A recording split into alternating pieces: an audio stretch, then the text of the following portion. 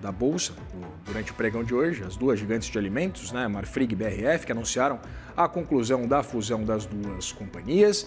Assim, nasce oficialmente a MBRF, que passou a ser negociada na Bolsa Brasileira a partir de hoje com esse ticker MBRF3. Essa nova empresa tem receita líquida anual de cerca de 160 bilhões de reais, com 38% do portfólio formado por produtos processados. A companhia reúne marcas como Sadia, Perdigão, Qualy, Bassi, Banvit e vai ter presença em 117 países.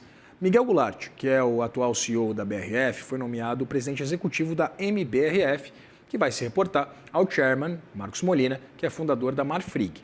O comitê executivo vai ter 8 vice-presidências, entre elas as de finanças, de mercado halal, de mercado brasileiro, internacional, de mercado bovino, jurídico, operações e agro. Para a gente destrinchar o movimento da nova ação da MBRF, também tentar entender o que esperar acerca exatamente da movimentação desse papel e, evidentemente, do negócio, eu converso agora com Sidney Lima, analista da Ouro Preto Investimentos, com quem eu já tenho o prazer de dividir tela e de receber aqui no fechamento de mercado. Seja muito bem-vindo, Sidney. Boa noite, Vitor. Boa noite a todos. É uma honra estar aqui com vocês novamente. Sidney, queria começar te perguntando exatamente os motivos por trás dessa queda, né, desse novo papel, né, dessa junção da Marfrig e da BRF. Eu queria entender exatamente os fundamentos por trás de uma... Havia um movimento ali, né, de algum ânimo. Por que essa estreia tão negativa, poxa?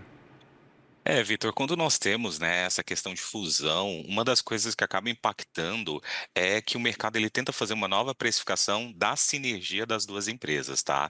Vale lembrar que quando a gente fala dos riscos desse negócio, da questão de fusão, existem alguns pontos que a gente tem que levar em conta, que é a questão da alavancagem, e ali tem aquela relação com a dívida, principalmente quando a gente acaba olhando ali para o caso de Marfrig, que é uma empresa que ela já vem de uma forma bem endividada, tá? Tem essa questão da integração, a sinergia, porque tem a questão cultural, tem a otimização de produção, então isso tudo acaba afetando. E aí o mercado ele também olha com um pouco de cautela, porque dependendo dos cenários pode acabar abrindo brecha para algumas outras concorrentes, como o caso da JBS, né?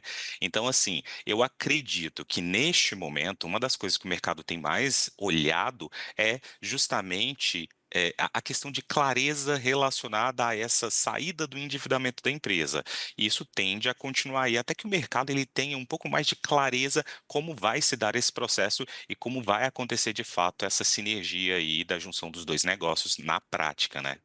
Pois é, né, Sidney? Inclusive eu estava dando uma olhadinha aqui que o Bradesco BBI atribuiu, né, a esse papel, esse novo papel, uma orientação, uma classificação neutra. Eu queria entender exatamente essa interpretação por parte do mercado acerca, não desse movimento, evidentemente, né, de um pregão apenas, a gente está trazendo, na verdade, uma fotografia, mas se a gente parar para pensar na perenidade desse movimento, entendendo exatamente essa estrutura do setor de frigoríficos aqui no Brasil, como é que essa fusão ela pode movimentar ou modificar de alguma forma os fundamentos, aí não só desse papel, né, mas dos papéis do setor como um todo? O setor como um todo, tá, Vitor? Esse setor, quando a gente fala de proteína como um todo, ela acaba sendo um setor que ele muitas vezes é muito machucado. É um setor que historicamente tem uma margem muito pequena. Então, qualquer coisa que aconteça de ciclo, que seja de insumos, seja ciclos relacionados à taxa de juros, porque boa parte dessas empresas dependem de um alto capital, né, de empréstimos e tudo mais, isso acaba afetando muito as margens. E aí, uma margem que ela já é bem exprimida, ela acaba virando para um prejuízo. E aí é o que a gente acabou vendo, como por exemplo o caso de Marfrig, nesse movimento pré-fusão. Ela já vem sinalizando ali algumas dificuldades em sair dessa questão de endividamento um pouco mais complicado, tá? E aí, se você olhar, você até citou o caso do Bradesco, né? Mas nós temos, por exemplo, o Santander falando ali no valor de R$ 20. Tem o Goldman Sachs, bem mais positivo, com R$ 30 de estimativa aí. Então, assim, cada um tem uma certa precificação. O que que é a bola da vez nesse momento, tá?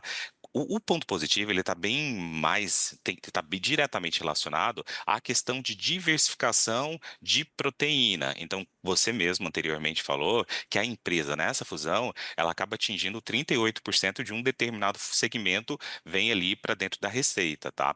Um outro ponto muito importante é a economia na escala. E se você olhar também, essa nova empresa, esse novo formato, vai acabar atendendo ali cerca de 117 países. Então, ao meu olhar, uma das coisas que acaba beneficiando esse contexto é a capilaridade de escoamento dos seus produtos. E aí, cada uma, ela tem uma expertise em um determinado segmento dentro da proteína. Então, assim, existe uma sinergia, tá? Na minha visão, existe uma sinergia aí, principalmente na capilaridade de receita. Então, eu tenho um aumento dessa capilaridade de receita e eu acabo, na gestão do negócio, me expondo menos a ciclos pontuais de determinados segmentos no setor de proteína. Então, eu acredito que essa é uma das grandes vantagens que a gente acaba tendo, tá? E aí, nós temos vários outros produtos que foi até sinalizado já previamente, antes da fusão, pela gestão, pela nova gestão da empresa aí, sobre um foco em produtos com valor agregado. Então, margens melhores.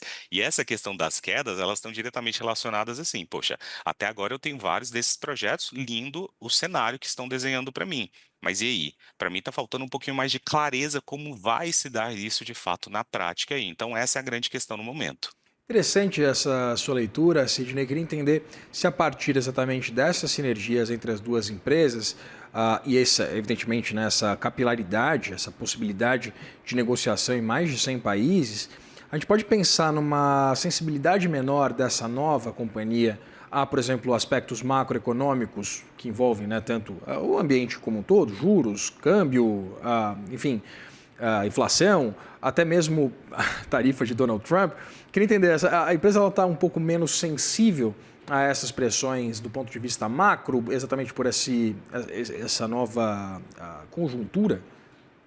Então, Vitor, eu acredito que essa menor sensibilidade, ela vai se dar principalmente à questão de insumos, porque aqui eu tenho uma BRF que ela é profissional em um determinado segmento dentro da proteína, e eu tenho uma Marfrig que é profissional em um outro determinado segmento. Cada segmento ele precisa de uma série de insumos, por exemplo, e a gente tem ciclos dentro do mercado do agro, por exemplo, tá? Que a gente pega até farelo, em que eu tenho oscilações muito grandes desses preços, e se eu tenho um insumo maior, obviamente a minha margem ela acaba ficando comprimida, tá?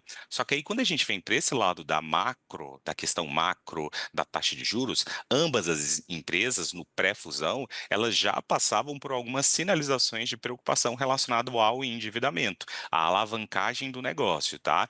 Eu acredito que sim, teremos uma menor sensibilidade, tá? Então fica uma empresa um pouco mais enxuta, um pouco mais estável, que dependendo do ciclo e da oscilação de determinados pontos, ela consegue absorver de uma forma mais sustentável, tá?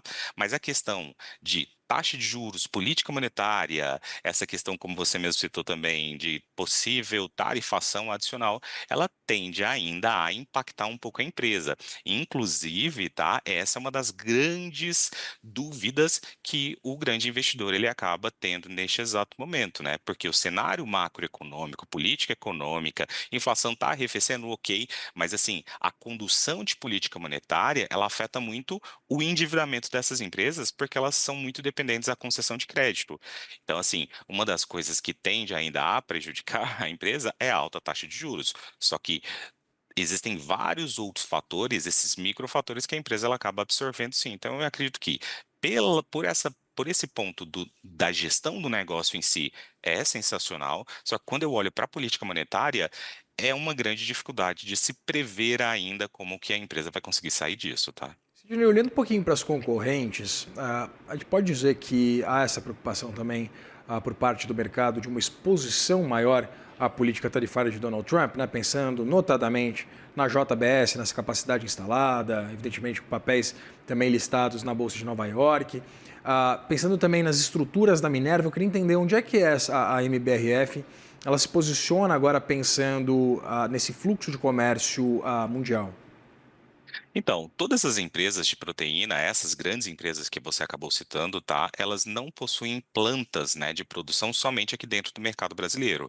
E essa tende a ser uma das grandes saídas que pode acabar beneficiando essas empresas, ou melhor, minimizando impactos negativos dessas empresas nesse cenário de possibilidade de tarifação por parte de Donald Trump, tá? Quando eu vejo esse caso de Marfrig, BRF, ela fazendo essa junção, tende a acabar, no final das contas, beneficiando também o negócio, porque boa parte da planta produtiva do negócio da empresa, tá, acontece dentro do próprio mercado norte-americano. E aí, se nós tivermos qualquer outra novidade por conta de tarifação, que seja de produtos de proteína aqui dentro, aqui para o mercado brasileiro por parte do Donald Trump, as empresas como um todo elas tendem a ser impactadas. Só que o que acaba mudando é que aí o grande investidor ele vem esmiuçar a receita do negócio. Então, assim, poxa, esta empresa, Minerva, de onde vem a receita? De onde que está saindo? Ah, é do mercado norte-americano, é do mercado interno brasileiro, é do mercado